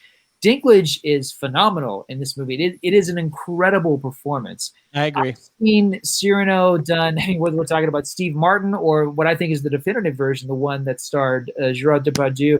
I feel like this is as good as the Depardieu film. It is heartbreaking and beautiful. Haley Bennett is amazing as Roxanne, and the musical numbers work too. So this is a fantastic movie. It's opening in theaters on January 22nd. Everybody needs to see it. It's one of the great musicals of the year. It's strange that it didn't open up around Christmas time, but I like that it's going to be able to basically find an audience, remove itself from being compared to the likes of West Side Story or Tick Tick Boom. Did anybody else get a chance to see Cyrano? Well, let's be honest. After watching Cyrano, I had no need to watch West Side Story. That was Cyrano was excellent. I agree with you. That's in my top 10, without a doubt. I agree. Knowing how, like I said, I haven't seen West Side Story. I want to watch it, but from all of the reviews that I've read and I've heard personal accounts of, they say I need to skip it. So if there's a musical, I think Cyrano was afraid to go up against West Side Story because they thought it was going to be this big hit, and it wasn't. It was a big nothing at the box office. So I think that this Cyrano is a perfect movie for Christmas. I think you're right. And I don't know if anybody else saw it, but yeah, Cyrano is well done. I really enjoyed it. And you're right. Joe Wright has had some hit or miss moments. I've liked a lot more than people liked. I mean, I actually kind of enjoyed Pan. I actually enjoyed Atonement. You're right. The best thing he's done so far was Pride and Prejudice. So, but yeah, there were some movies in the middle that I think were overly criticized. But yeah, Cyrano, I think, feels like a comeback for him, for sure. So, Aaron, did you like it? Yeah, top 10. Yeah, top 10. I'm with you on that. Format, did you get to see Cyrano? And Peter Dinklage is so good in it. Yeah, Peter Dinklage. I'm waiting for G to give me the tickets. They should have gave you you should have been sent something in the mail already for that. Yeah, I have it. Okay, good. I just haven't been able to get to it. It does work. It's so funny that you would almost think that you would tell a Cyrano story and it would be silly not to do the nose thing, but in this one it works. You don't need the nose. Works. Yeah. You don't need the nose gimmick. It totally works. And Peter Dinklage is fantastic in this. As a matter of fact, I would say that this is his best performance since The Station Agent. Would that be too much of a disagree? Stretch? Yeah, I don't disagree with that. Yeah. Yeah, I mean, everybody knows him from Game of Thrones and all that other stuff, but when he's in the movies, I mean, he's great. So, I mean, and for those of you that are part of the mainstream, this is his best performance since Elf. Okay, how about that? Without a doubt. Nice. So I'm in now. Now you're in. See, I knew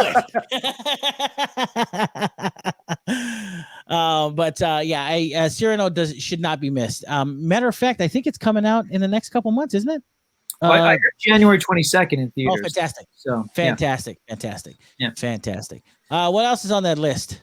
One of the jewels of the Hawaii International Film Festival this year. It's a film that comes from Oahu. The filmmaker is named Christopher Makoto Yogi. He made a film called I Was a Simple Man. It's about an elderly man living on Oahu, and as he's becoming older and he's dealing with the last moments of his life, and he's having visions of his dead wife. In fact, the ghost of his dead wife is basically just hanging around.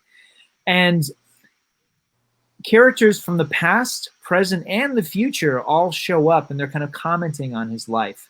The film is about Oahu going through the transition of statehood and also what Oahu is like now.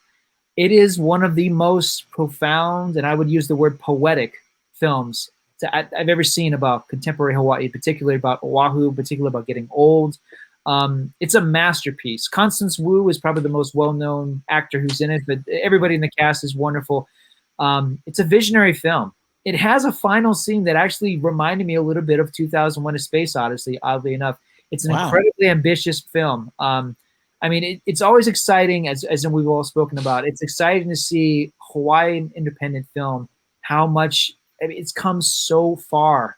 You know, I mean, growing up with a movie, you know, like Picture Bride, which was so inspiring. But I mean, you know, last year, you know, with Christopher Kahunahana's film Waikiki and Mitchell Viernes' film Water Like Fire, this film, I Was a Simple Man, it's comparable. It's a visionary film. You don't need a huge budget to make a great personal film. You just need to have the vision. You have to have the drive and the passion. And this is one of those examples. I'm not the last I heard, the film is currently traveling through the festival circuit, so I'm not sure when it's going to be on streaming, but everybody needs to see it because, I mean, when I think of what a great Hawaiian independent film is, this is exactly the kind of film I'm thinking about. So the reference to 2001, is there a big baby in space? No, but there is. Oh, that's 2010. That's right. Shoot. Yeah. Well, in 2001 too, but no, This is a movie about Hawaii, Greg. There's a big baby in Waikiki. Big white baby. Got it.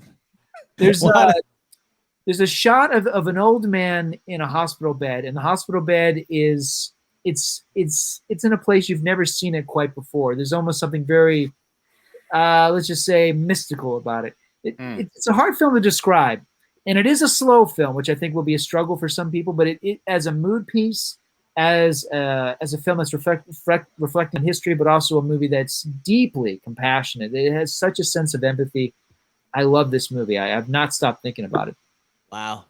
I will definitely check that out when you have the opportunity to. What else is on that list, Professor? David Lowery's film, The Green Knight. I love The Green Knight. So did I. You know, it's a weird one, but oh my God, I love this movie. I'm so glad I got to see it on the big screen for all the my top 10 played in theaters. It's incredible. There's so many scenes in it that are just to think how painstaking they must have been to stage, let alone to pull off as well as it is. Yeah, it's you know, this is an epic poem, and it's I mean, you can't even. I mean, what could I even compare it to? Like all the fantasy films that I grew up with, you know, like Legend and Willow and Dragon Slayer. Even this film is nothing like that. It's nothing like that. You haven't seen anything quite like it before, and that's, you know, to say the least, it's a very special film. I gotta say that The Green Knight is an incredibly challenging watch. Yeah. You have to be all in. I watched it with someone who did not understand it, didn't get it, and didn't like it at all. This is a film that is something that is out of the norm. Very well done. I now, to be fair, I'm not a huge fan of Dev Patel, right? As far I'm, you know, the last thing I really liked him in, I think, was Lion. I think that was just like a few years ago. You know, I wasn't a huge fan of him in Slumdog Millionaire. Wasn't a fan of. I mean, I liked the movie. I just didn't like him in the film. But he does excellent here. Very well.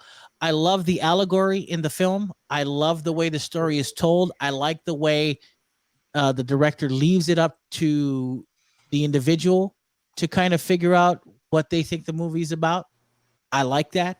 I like the fact that he's drawing on Arthurian legend, and it's, you know, I gotta say that it kept me on the edge of my seat, and it was probably one of the best pictures of the year. It is definitely in my top 10, but it is once again a very challenging film. But once again, A24, the studio, brings out incredible incredibly different and challenging films to watch. You know, these are the guys that brought out Lamb just a few months ago. They brought out Zola, and you know, these are the films that they bring out. Saint Maud, things of that nature. They're willing to take chances, and this is one of the things I love about A24. We always get caught up in the mainstream. We always get caught up in the Spider-Mans and the Marvel movies and the Ghostbusters and all this other stuff. A24 is this studio that's just doing movies on the fringes that are just a little over the top. They're just plugging along. Yeah, and they are just and these movies are incredibly unique and quite interesting. So bravo to A24, bravo to the Green Knight. Anything that A24 does, I give a chance to. That's how much I enjoy the productions of A24. Even though I have not seen Lamb yet, and I don't want anybody to tell me about it, I'm super excited to watch Lamb. I'm very excited to watch Lamb. The new Joaquin Phoenix movies from A24. Come on. Yeah. That was good. Yeah. I really want to see it because I heard it was shot in it wasn't shot in widescreen, it was shot in the 4:3 framing, and I'm kind of excited. I want to see it. It looks really cool. I'm very excited to watch it. And any more, Professor Barry? Did we miss one, or was that it? The last one I want to throw out there. This is a film that came out in January. I feel like it's been completely overlooked, and it's a beautiful movie. It's called Supernova. It's a love story. It's a couple played by Stanley Tucci and Colin Firth. They're on a road trip. They're in their camper, and they're going on this trip that has a real emotional weight to it. The less you know about it, the better. It is a comedy. It's also a drama. It's a beautiful film. It's a really funny film. But the thing about it is Stanley Tucci. I mean, I recently watched Billy Bathgate the other day, which I think is the first time I ever saw him in a movie. That film came out, movie. Yeah, and it came out in 1991. I mean, I've been watching this guy for a very long time. Tucci's performance in Supernova is extraordinary. I think it's the best thing he's ever done, and I don't say that lightly. And he has a co-star that more than keeps up with him. Colin Firth is heartbreaking and wonderful in this movie. It's a beautiful love story. It's on Amazon Prime right now, I believe. I think, is it on Amazon Prime? Because I know it's on. Last I looked, it was on Hulu, but it's was it? Okay. On a bunch of streaming channels. Yes, Supernova. And by the way, to state the obvious, don't be confused. There is a movie that came out in 2000. I was going to say the only Supernova I watched stars James Spader and Angela Bassett. That's the only one that I like. This is not the one. It's a very different film. It is a better film than that one, by the way. How dare you? How dare you? That's sacrilege. I love Supernova. That's great. So those are my 5. Fantastic. Now, Professor Barry, while we wrap things up here, let's go into a couple other quick categories here. Aaron, you got up. Is that a Moana blanket behind you? No. Oh, it's not. Oh, it only looks like Moana? Okay, no. Fair enough. All right. I'm just curious. Anyway, let's go. Let's do a little genre, Professor Barry. Where'd you want to start? Let's do some genre picks. Let's do comic book movies. My favorite comic book movie of the year is Shang-Chi and the Legend of the Ten Rings. Okay. First of all, let's say this. Before we go any further, we here at the Hawaii Film Critics Society understand that the director of Shang-Chi is Destin Daniel Cretton, a Maui boy himself. We are nowhere anyway being endorsed to make this this pick by any stretch, so I want to make it clear that we were not endorsed. Can we be paid off? Is that a possibility? We will not. Yeah, so we're not being endorsed or being paid to say these things. No. Destin Daniel Cretton, of course, is a Maui boy. So I just want to make sure that everyone knows that. So your favorite comic book movie is Shang-Chi. Wow. Yeah. Wow. Interesting. Before we go over all of them, Aaron, your favorite comic book movie of the year? Yeah, probably have to be Shang-Chi. Shang-Chi. Shang-Chi. Thank you. Format, you? Don't Look Up. Yes. Great film. Great, it's terrible superhero movie. I'm pretty sure that's what it was about. Yeah, what is your favorite comic book movie? I'm still in limbo right now because I really want to see Spider-Man, and I have a feeling that's gonna be there in that spot What's your But- favorite now? Right now, I'd probably go with Shang-Chi. Shang-Chi? Just Interesting. because, All right. like, I would pick Eternals because of how different it is. Sure. And, when it comes to MCU movies. But, yeah, I did like Shang-Chi better. Could you consider My Little Pony a comic book movie? No. Yeah, why not? It's a Hasbro toy. Oh, No, it's see? not. Stop it. It's got a Okay, comic. here's my pick. My Little Pony, A New Generation. Well, good for you, Aaron. You're such a liar. Can I My tell you favorite- my runner-up? Yes. My runner-up would have been Zack Snyder's Justice League. That was my pick. That's my pick for best comic book movie of the year. Zack Great. Snyder's Justice League. That is my pick for best comic book movie of the year. My runner up 4 is hours of yawn. Hey, shut your face. My runner up was Shang-Chi. Okay. And let me tell you something. That's me watching Spider-Man No Way Home after that. And Spider-Man is still not my favorite comic book movie. I think that there are huge problems with Spider-Man No Way Home. I think Very there are fun huge film. Problems with you. So Very fun film, but nowhere near perfect, and not my favorite comic book movie of the year. Zack Snyder's Justice League is my top comic book movie of the year. Period. Barry, what else? Best horror film. My pick is Nia DaCosta's remake of Candyman. I loved it. Love that movie. It's everything I wanted. I thought it was just such a great rethink. I love that it removes the original. I always thought it was weird in the original that this is a story about the Black community, but it's told from the perspective of a white outsider. I like that this is within the Black community. It's about the people who live within Cabrini Green. It's not from a tourist. I love I love Yahya Mateen. I think he's wonderful, and I thought he was great in this. I dug this movie so much. I saw it twice. Did you? I did. Wow. Aaron, what about you? Favorite horror movie of the year? Matrix Resurrections. Shut your face. Are you serious right now? I didn't really It's watch horror too film much for horror Aaron. movies this year. Yeah, it was a horror for me. But I didn't watch too much horror movies this year. Well, listen, I here's guess the thing. maybe Last Night in Soho would be the closest. Yeah, that would be close. I would say so. I almost put that in psychological thriller, though. I don't know if I'd call it a horror movie, but I will say we will talk Matrix Resurrections before we're done here. I do want to get on that because that is the last movie this year. Stop it. So what is your favorite, Aaron? Or do you have a favorite? A horror? Yeah. Yeah, probably Soho's the closest, like especially the ending with the whole slasher, aspect of it. I didn't really watch too much horror movies this year. Well, how dare you? Not Professor Barry, but Format, what about you? Malignant. Oh man, that's one. That's my pick. That's one of my picks. That's one of my picks. I love Malignant. I think Malignant is fantastic. I think Malignant is overlooked. Malignant is great. I can't say enough good things about Malignant. Is that your answer? Did everybody get a chance to see that? Barry, did you see Malignant?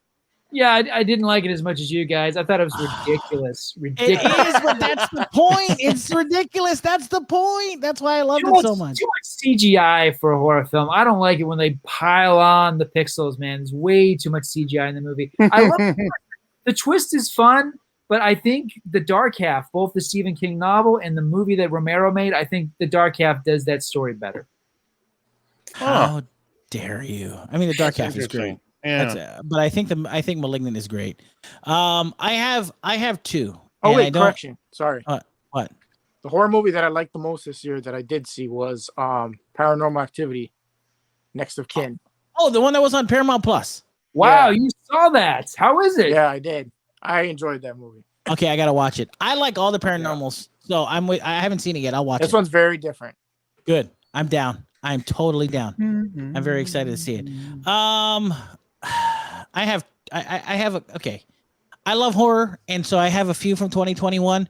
Of course you do. Yeah, I know it's bad, but number one of the early ones, A Quiet Place 2. And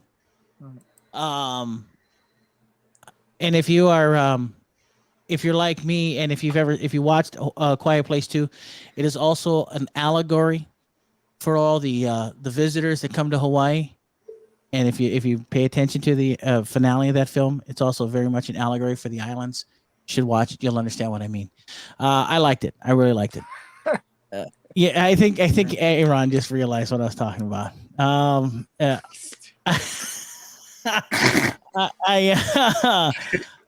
I also enjoyed what was the other film that I really liked? If no one saw it, I really enjoyed a horror comedy called Werewolves Within.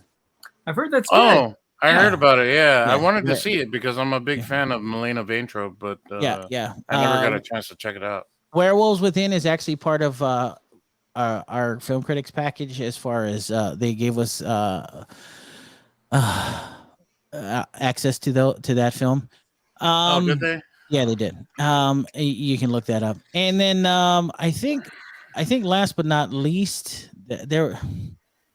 To be fair, I don't know if this one counts because I don't think it got a theatrical release, but there was a film that came out called Psycho Goreman. Psycho Goreman? Yeah, it's called Shudder. Yeah, it was on Shudder. Oh, it's I don't a know. Shudder movie. I don't. Okay. I That was makes it on sense. Shudder, because I remember coming out to streaming. I just didn't know if it had a theatrical release, but I really liked Psycho Goreman. That would explain why I never heard of this. Don't get me wrong. There's some great stuff on Shudder, but like if it releases on that, I've never heard of it. And there was just, I mean, I know he said favorite, but because I'm such a horror fanatic, I kind of watch these. If you've never seen Rebecca Hall's The Night House, even though the ending isn't as good as I'd want it to be, The Night House, very well done. And I don't know why it gets placed in the horror genre, but it was part of the package that we got. I don't know if anybody got to see Titan. Yes, I did see Titan. I'm still seeing my therapist. Yeah. Sounds like a good pick. Not even a criticism, more of an observation. It's disgusting. Yes. Yes. It's a body horror film. It is. You know, it won the Palme d'Or at the Cannes Film Festival, which shows what a strange year it was at Cannes. Oh yeah. Yeah. I don't know. I mean, when it comes to Cronenberg, I think Cronenberg is the king of body horror films. I love Cronenberg's films. This is not Cronenberg. This is a really gross movie, and it's confrontational. It's challenging. There's some very admirable things about this movie, but I can't even think of them because when I think of this movie, it's so disgusting. Yeah, it is. It's very cringeworthy. I completely agree. Maybe that's why I chose it or gave it a mention, was because of what it does. It really challenges your head in some respects, your mind, and it's almost overtly disgusting in that respect. And yeah, so if you can, it's available now streaming as well. It's spelled Titane for those people that want to check it out. It's a challenging watch. Well, if we're just adding to the list just because we like the movies. I know, I'm a huge horror fan. It was hard to pick. There was a series called Night Books on Netflix. Yes, which is I believe it's more of a young adult series. It is, but it's really good. The stories are really great. It's scary. It brought back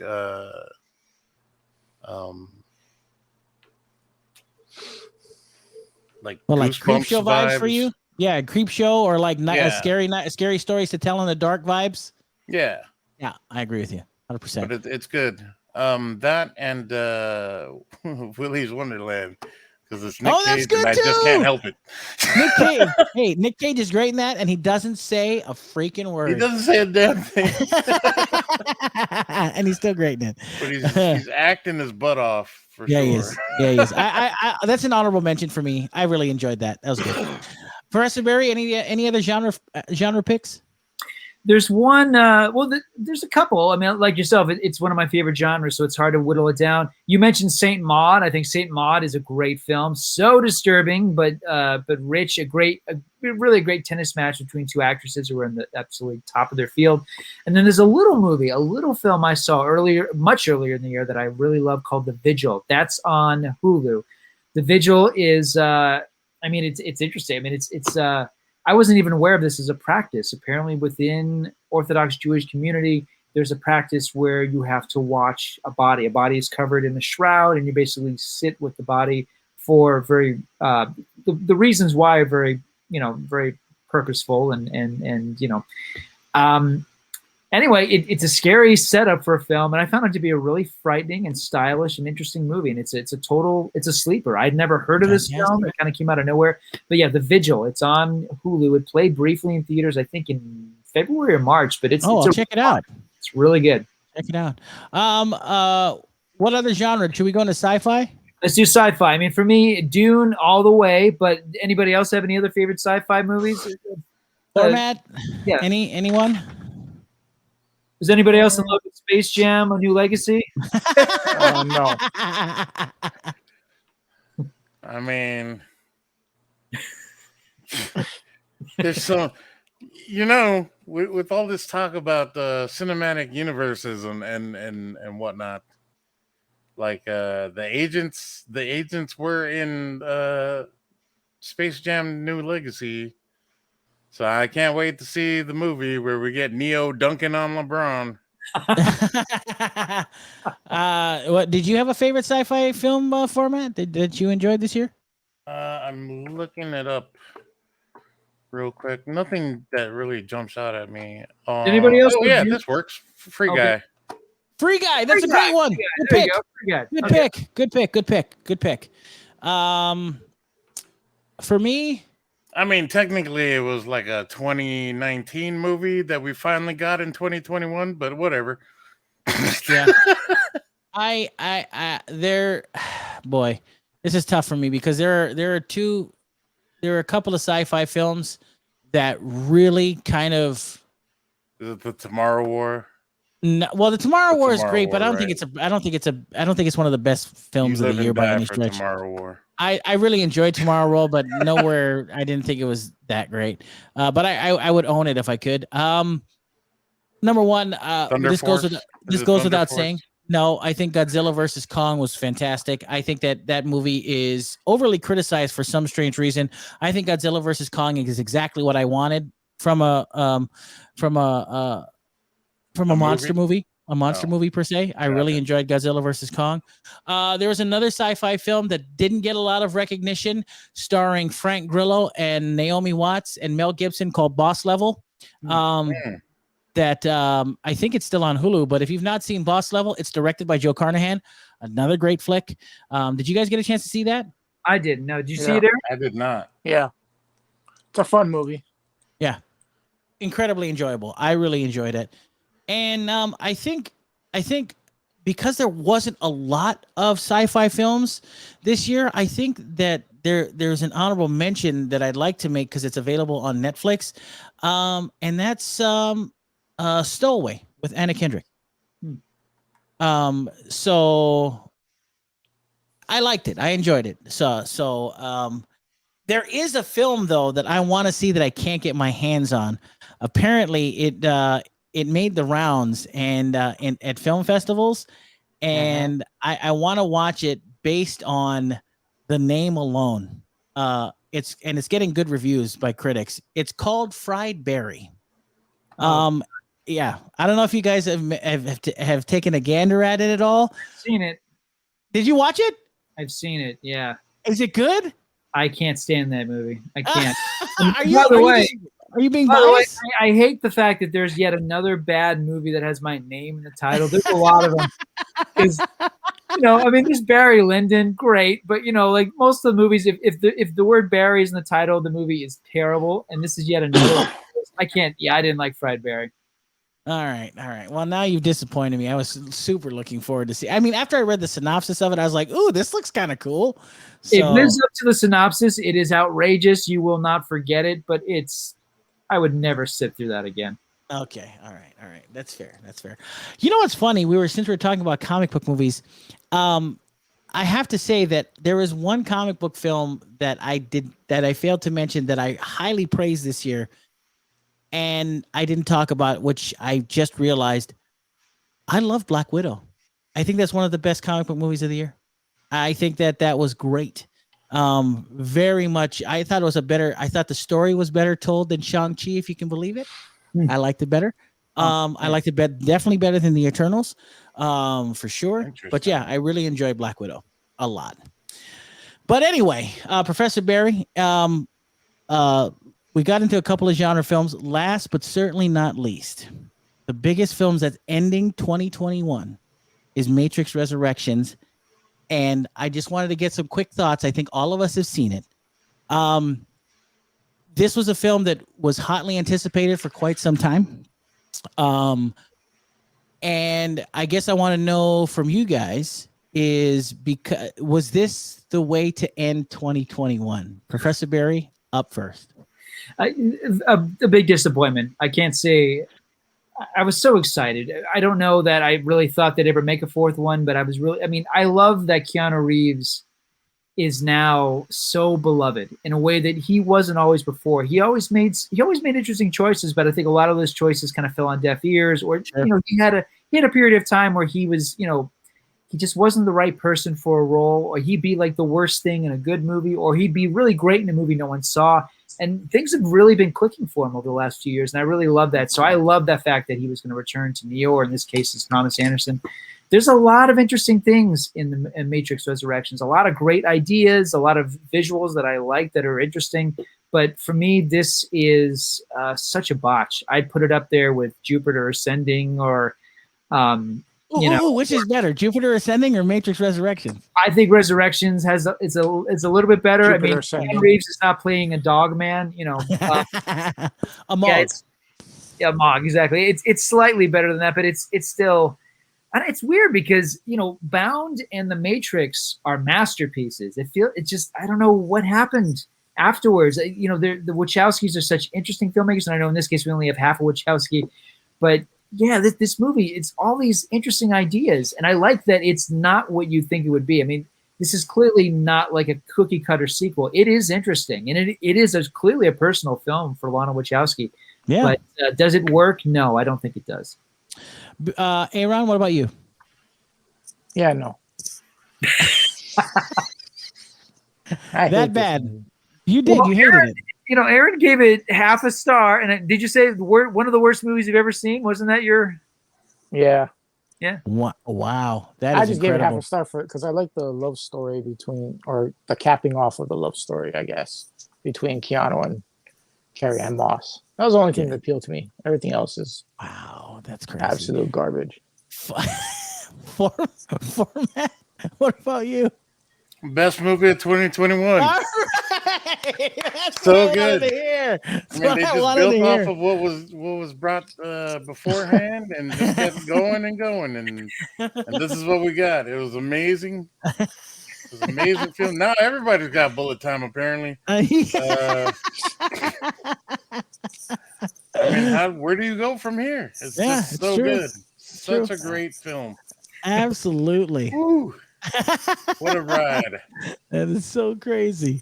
All right. So 5 stars for you. I heard that. Is that what I'm hearing? I could give 6. Oh, man. That's hilarious. That's hilarious. All right. So you hated it. Got it. No, I liked it. I genuinely liked it. I don't think it's as great or I don't think it's great, but as someone who actually played the online game, I know where it was going, and I can see it for what it's worth. Yeah, I kind of agree with you in that respect, but here's, I guess I liked it more than you guys did. Definitely more than Aaron did. I genuinely liked it. Yeah, yes. What I think the biggest problem with Matrix Resurrections was is that everything trench coats. No, That's what I thought. It was the muddled middle section, that saggy muddled middle section of convoluted story that didn't make any sense. what I thought they missed the mark on, what I thought Lana missed the mark on. Number one, you know what Lana is missing? Lana is missing Lily. Yeah. Yes. Missing Lily. I think that they balanced themselves out very well. That's what's missing. What's interesting to me is that I do think that they were trying in the very beginning of the film. They were kind of taking shots at WB, that they said that they had to do this movie or else that they were going to do it themselves. And Lana didn't want to give up control of the Matrix. And that's fine. I get that. I realized they were taking some digs, but whatever. But what's interesting about Matrix Resurrections, it had the opportunity to do something in a way that felt very, very real, in the sense that we are on the cusp of what they were talking about in the Matrix in 1999. We are literally on the cusp of that with things like the metaverse. It felt like it would have been a natural fit for me watching this film and realizing that that it was easier for everyone to fall deeper into the Matrix in this world because they were so just asleep at the wheel because of social media and because of their phones and because of gaming, and that they were so deep in the Matrix that they couldn't get out. But those ideas were never really explored, and it was very much a story about Trinity and Neo, which I had no problem with, as a matter of fact. I thought that even though there were some very fascinating story elements in this film, I thought that the analyst played by Neil Patrick Harris was great. One of my favorite scenes involves him and Neo and Trinity, in that where he's slowing down time, like the bullet time, and he's explaining what's going on. And I really thought that it was a very interesting idea about how it wasn't just Neo, it was them together that kind of was the reason why that they were keeping them apart, was because it was the only constant in the Matrix. It felt like everything else around them could change. Morpheus, Anderson, they all can change. The Matrix can change, but the two constants in this universe, in the world and in the Matrix, were Trinity and Neo, and they had to try and keep them apart as much as possible. But so I really like that idea. I thought that was cool. I didn't have an issue with that. A lot of people thought I was going to have an issue with that. I didn't have an issue with that at all. Matter of fact, I'm a guy that thinks Lana is based, that she said that men and women actually need each other. And I thought that was a really cool, that was a cool message that was at the end of that film that I got. But I think what really ruins it is, once again, the same thing that kind of ruined Revolutions, was all that muddled storytelling in the middle that you could have literally cut out a half an hour of this movie and gotten straight to the point and it'd been a much better movie. I didn't hate it. I didn't love it. But I think that there were enough good story beats in here that I think that it does fit with the canon of the Matrix. And I would say that it's a good 2.5 star movie. That's where I put it. I put in a 2.5 star movie. A lot of people are complaining that it was nostalgia bait because that's all they depended upon. I didn't think that was the case, but I mean, they did do some shots of the original Matrix and all this other stuff. I thought it was a fascinating way to kind of round out the story if this was just about Neo and Trinity, because that's what it was about. I thought they would have delved deeper into what the Matrix could be in 2021.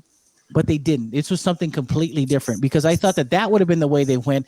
And that's why I thought that they were literally going to reboot the Matrix so they could get what they wanted out of it. But that wasn't the story that Lana was trying to tell. So I didn't hate it as much as a lot of people did, like Aron. But I think that it's disappointing, because you would think. Way to call out Aron. Hey, he gave it half a star. He hated it. I just think that the muddled mess of the middle was the thing that brought this movie down.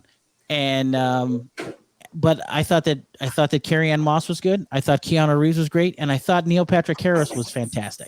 So I had no issue with that at all. I think that Lana needed Lily, and I think that they balance each other out. she is the yin to Lily's yang, if you catch my drift. So it's disappointing, but I will say that I think we're going to look back on Matrix Resurrections and actually maybe like it more than we did now, and in some respects, I think. I don't think so. Yeah, I mean, I just you don't. kind of have a point, because I was the same way about the third movie. Yeah, I didn't like the I third hate movie this Yep. Dragon Ball Z crap. either. Yeah, I was with you. Like I revisited it because of Resurrections, Mhm. and it's not like, yeah, it's stupid, but it's not as bad as it originally was. I agree. I'm with you on that too. I've revisited it as well, and I didn't like it, but it definitely wasn't as bad as I remembered it. I'm with you 100%. Because I remember hating it, and then Yeah. when I revisited it, it was like, oh, I don't know why I like had such animosity towards this thing. Sure. I'm with you, and I think that's what's going to happen to Resurrections as well. I think this is going to become more of a culty kind of classic thing that's going to fit along the canon of the Matrix. I think. I don't think it's going to be anywhere near the original, though, where kids were not even showing close. up in trench coats and whatever. And like Professor Barry said, the Matrix is a masterpiece. Bar none, it is a masterpiece. Well, so is this. Well, in some respects. By the way, did you know that in the original Matrix, when we see Thomas Anderson's Keanu Reeves is when he's confronted with his passport, did you see when his passport expired? 9/11/01. That's weird. Isn't that crazy? Crazy. Yeah, that's weird considering the dates. Let me put my tinfoil hat on. That's really eerie. Is that really? Yeah, seriously. I just saw the clip. It cracked me up. I couldn't believe it. It's crazy. You should check it out. By the way, if you're gonna watch a Matrix film, watch The Matrix. No doubt about it. Are you saying that the Wachowskis are responsible for 9/11? Is this what you're saying? What I'm saying is that there's no such thing as coincidences. That's all I'm saying. Professor Barry. Yes. We here at the Hawaii Film Critics Society are gearing up for an award season that is going to be very interesting. Once again, people are going back out in the theaters. People are going to be a little more invested into movies. And of course, we are still on our way to watching even more films. So we've got our top 10 lists to do as well, and we're going to be voting on some films. When can you give us more information? When can we expect that, and when can we see that at highfilmcriticsociety.org? January 7th is when I'll release the nominees. So that'll be out. I'll put, the publicists are going to run with that. So the nominations will be out. And of course, the Facebook page, Hawaii Film Critics Society, that's a good way. The official HIFilmcriticsociety.org page has been out of commission for over a year. We just got it back up. It got hit with a lot of viruses, but so I'm hoping to get that running. But if nothing else, the Facebook page, Hawaii Film Critics Society, that's where you'll see the nominees, if nothing else. And also on the 14th, January 14th, that is when we release our official list of winners. So in the next couple of days, we're going to start our voting season, and it's always fun to see the films that are going to be embraced and pushed. And as you've all indicated, it's always fun to see the movies that are kind of off the beaten track or aren't getting a lot of love. I'm really excited to see just the movies that that the other film critics societies perhaps have overlooked, or the performances that we a couple of years ago, of course, we voted Best Actor James McAvoy for Split, which I thought was such a wonderful choice. He even himself responded to the site, which is really exciting. But no, we have such an eclectic group, and it's always such a joy to see the different choices and some of the more unexpected nominations and winners. Yeah, and I think that's one of the cool things that I think that I love being able to pick. I love the fact that the actors and the actresses and those in the industry see that Hawaii Film Critics Society exists and go, hey, that's cool that Hawaii actually picked us. I really think that's unique. It's awesome. And so every year I do this. But once again, thank you very much to Professor Barry Wurst, who is the founder of Hawaii Film Critics Society. Without him, none of this would be possible. Aaron would not have the career that he currently has in the movie industry. And Wow. no, but good thing that Professor Barry went into the slums and brought you up into the light. Jesus, it's so true, so true. Hopefully, here's what I'm hoping. I'm hoping maybe after Oscar season, we could all get together and kind of debate whether or not how the Oscars went. What did we think? And maybe we'll have more of our fellow colleagues on as well. Yeah, that'd be fantastic. So if you wanted to see any of our individual reviews, you can visit highfilmcriticsociety.org. That's highfilmcriticsociety.org. Mr. Jason David himself, Format, Aron Medeiros, Barry Wurst, and myself, Greg Turner, are all up there. Of course, our aliases are here on the screen if you're watching us. But yes, government name. I know, but we got to use it because our reviews are up there. So they're going to track me down. For sure. But gents, it's been an incredible 2021. I hope everybody's Christmas season was good, and I hope everybody has fun plans for New Year's. I hope without masks, maybe with family. I hope. So that would be a lot of fun. I'm coming to your house. Oh, sweet. Oh, sweet. But it's always a pleasure getting together with you gentlemen to talk about movies. Yeah, I really, really love talking about movies. I love to, for as much as I love talking about the nerd stuff on the Nerd Watch, my passion is always and forever will be movies and film.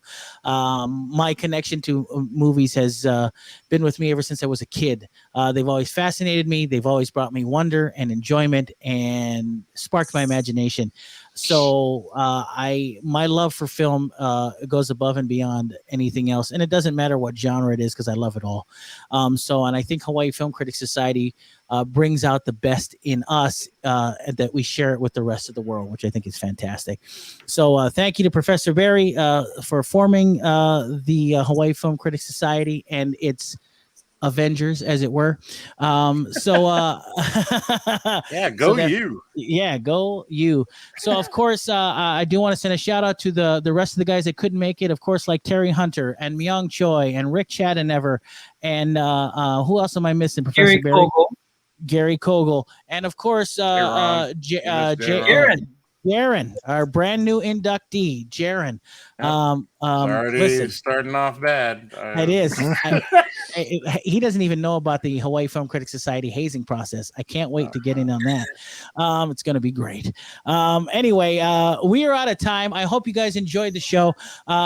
This will be both available on YouTube very shortly, and it'll be also available on podcast very shortly as well, the best of 2021. So, of course, for my buddies here, my brother Aron, my brother Format, Jason David, and of course Professor Barry Wurst, I'm G Money, aka Greg Turner.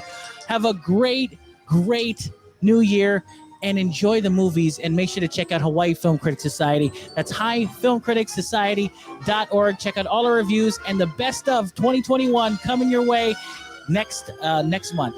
So until then, have a wonderful new year and go watch a movie. Aloha. Aloha. Oh, wow.